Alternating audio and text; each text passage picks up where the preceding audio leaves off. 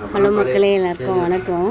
இது நான் இன்றைக்கி வீடியோ போட்டுட்ருக்கேன் இல்லைங்களா, பெருமுலை ஸ்ரீ முத்தியா கோவில்.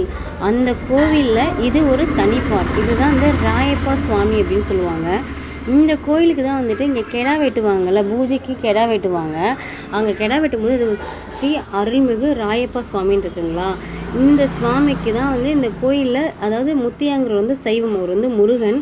ஸோ அவருக்கு கெடா வெட்ட மாட்டாங்க. இவருக்கு அந்த இந்த இடத்துல ஒரு ஆர்ச் தெரியுது பார்த்தீங்களா, அதுக்கு நேராக கெடா வெட்டும்போது இங்கே ராயப்பா இங்கேருந்து பார்க்குற மாதிரி ஒரு இதில் இப்போ கட்டமைப்பு பண்ணியிருக்காங்க.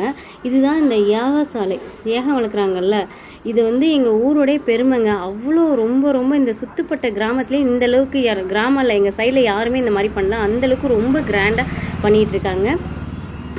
கோவில் கும்பாபிஷேகம் 5ஆம் தேதி தான்.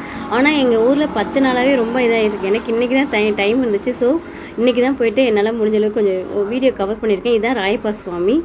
எல்லாம் பாருங்கள், பார்த்துட்டு கமெண்ட் பண்ணுங்கள். நன்றி.